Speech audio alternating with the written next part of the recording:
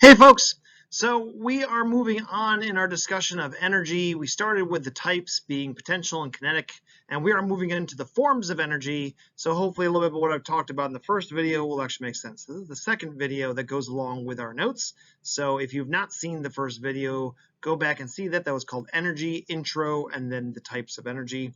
Now we're in the second video of forms of energy, and that's what we'll talk about here.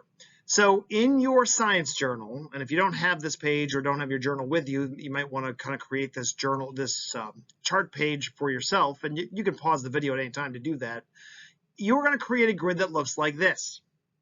So in these columns, as I'm just explaining it to you, first column is about the form of energy. Then there's going to be a description about what the form of, it's basically a definition of the form of energy. Now, the third column says type.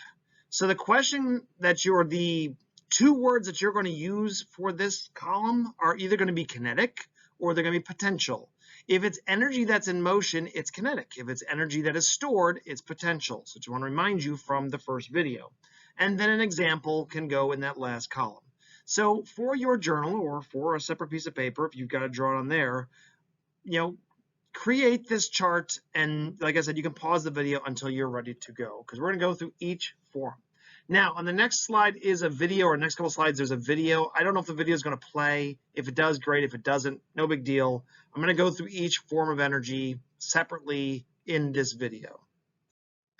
So for the first column where it says form of energy, these are the forms of energy we're going to be talking about. Mechanical energy, thermal energy, chemical energy, electromagnetic energy, and nuclear energy. Each of these are a form of energy, and each of them are a specific type. They're either potential or they're kinetic. We're going to learn about each form individually first, and then we'll talk about how energy can convert itself from one form to another. So again, just a reminder, here's the chart. And like I said, if the video works great, then you can kind of fill out the chart from the video and you can pause the video at any time.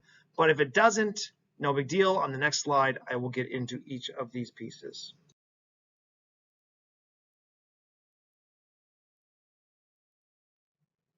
So the first type of energy is going to be mechanical energy.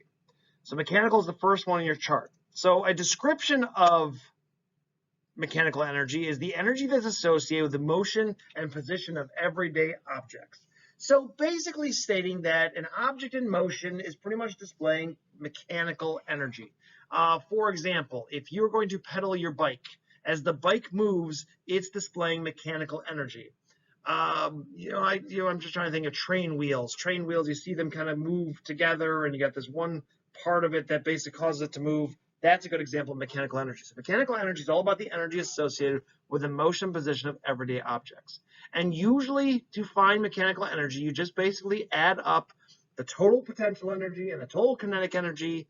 Together, they will actually give you mechanical energy. The other type of energy on this slide is chemical energy. And chemical energy is all about the energy that's stored in chemical bonds.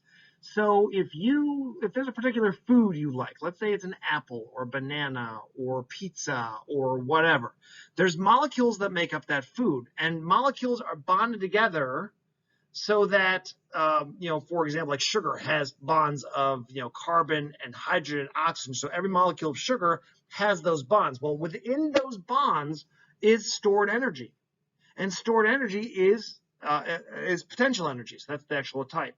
So chemical energy is energy stored in chemical bonds. That's its description. The type of energy is potential because it's stored energy. An example could be the food you eat. So sugar, an apple, banana, that could be the example. I just realized I didn't give you an example of mechanical energy, or at least I didn't say what type it was. It is moving, it's kinetic energy. So if I didn't say that, I'm just recapping. So the form was mechanical energy, the description associated with motion of objects. Since it's got stuff moving, it's kinetic, it's a type. An example could be a bicycle, would be a good example of mechanical energy. Next, we have electrical energy, and electrical energy is the energy that's associated with electrical charges. So electrics, there's two different types of electricity. There's static electricity and there's current electricity. This computer is being powered by current electricity because I've got my plug plugged into a socket. The socket is getting electricity from a substation of a place that's generating electricity. So there's a current of electricity that's moving, of these electrons that are moving to power this item. The light that's above your head is being powered by an electrical source of current electricity. Static electricity is usually a once and done kind of shock or connection between two particles. So if it's a really cold day and you've got a really thick carpet and you rub your feet on the carpet and then you go touch something that's metal, there's a connection, there's a spark that connects your finger to the metal, and it's electrical charge that passes through, and that's static electricity. So both of those are describing energy that's in motion. So electrical energy is kinetic. An example could be, a power cord, things that power your computer, your iPhone, or even static electricity is a good example of electrical energy. Nuclear energy is all about harnessing energy from atoms of very radioactive elements, usually. So nuclear energy is going to basically take an atom and split it. And with splitting the atom is going to cause energy to be released. When an atom is split, especially one that's very heavy, like let's say one that's made of uranium, and that's usually what a nuclear power plant is going to use, are rods of those types of atoms. When those atoms split, because they can be split a lot easier than some other atoms, when they split, they give off immense amounts of light and immense amounts of heat. So there's energy that gets converted. But all the energy is coming from the atom itself, and it's all stored within the bonds or the nuclei, I should say, of the atom. And because it is, nuclear energy is considered a potential energy because the energy is coming from a stored location. So nuclear energy is the energy stored in the atomic nuclei. That's this description.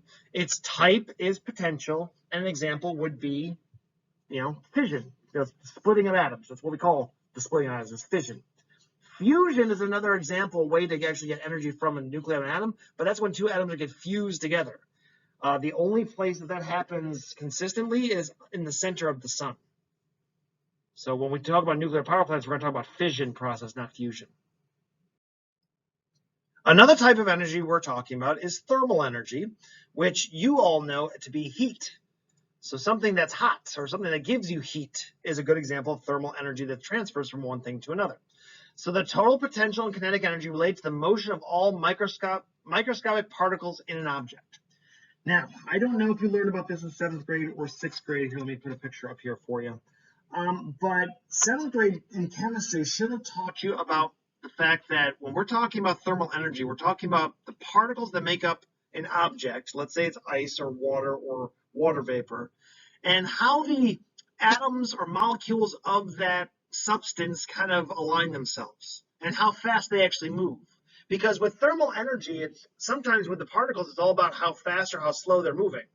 In a solid, if you took an ice cube or you took water and you froze it, you are taking heat away to make that liquid into a solid. Well, the particles start to slow down the more and more thermal energy is taken away, and they basically come together and kind of form a pattern. So that's why if you have these like specialized ice cube trays, the ice cubes always come out looking at like a certain shape. Usually they're very blocky, but sometimes they're different funny shapes. That's because the particles are slowing down so much that they start to kind of align themselves together, and they're still moving. They might be vibrating in place, but they're still moving, but they're moving extremely slowly. When thermal energy is then added to this ice to turn it to a liquid, the particles start to move faster and faster and faster. And with liquid, they start to kind of separate themselves. And liquid doesn't have a defined shape. It has defined volume, but it doesn't have defined shape. So that it kind of just, falls over whatever container it's in, takes that shape. But the particles in the water are moving at a certain speed that's faster than they were when they solid because you added thermal energy to it. So you actually increase the speed. And then when you add even more thermal energy to it, more and more and more and more, you're making the particles go faster and faster and faster and faster away from each other. And that's what creates the gas state of matter. And so in gases have no definite shape, no definite volume, and they are all over the place. And those particles are moving faster and faster away from each other. So thermal energy, we always talk about heat being thermal energy, but at the same time, thermal energy is also about the speed and movement of particles, microscopic particles that make up all types of matter.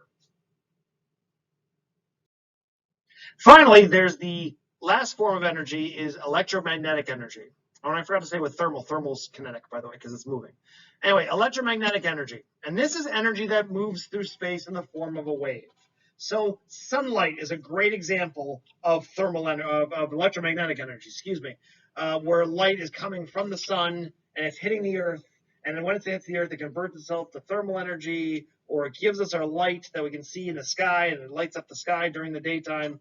So thermal energy is all about energy that's traveling in the form of waves. If it's moving energy, the type is kinetic. So the only two types in that list that were potential were chemical and nuclear.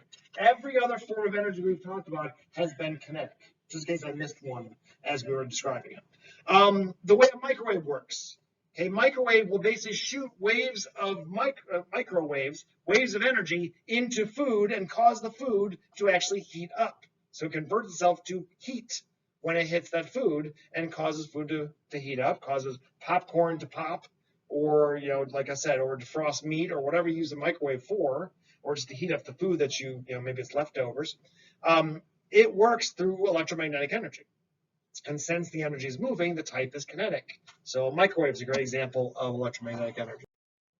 All right, so kind of finishing up and summing up from this, we're going to get into next is the idea of conversion, which basically means that one form of energy can convert itself into another.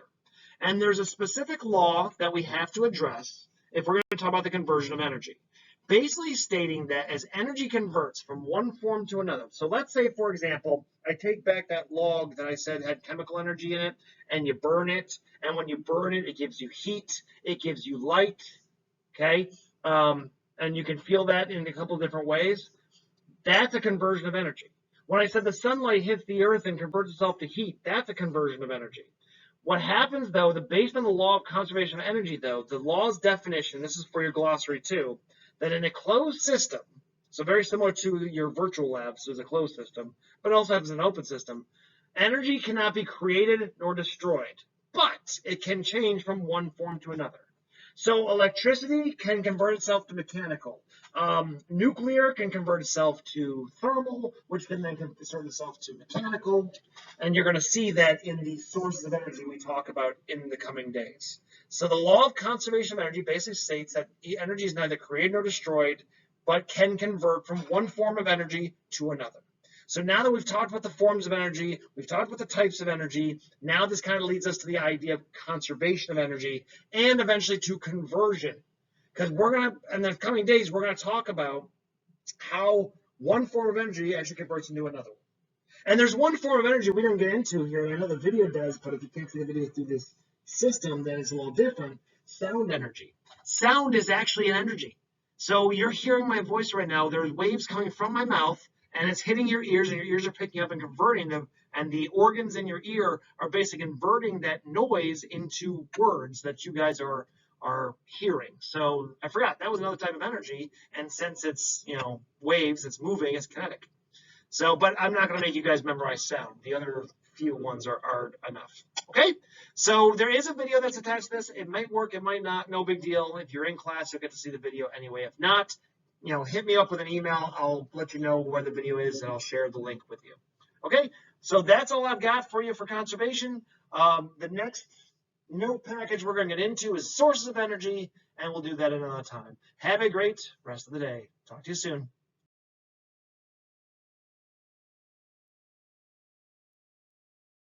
Okay, I just realized I summed up the last slide, even though there was one more slide left. Sorry. Here's your definition of energy conversion. It was what I was talking about in the last slide, the process of changing from one form to another, and we'll talk about that as examples. So they're here for you. If you need to write down this definition, pause this video, you can get the definition.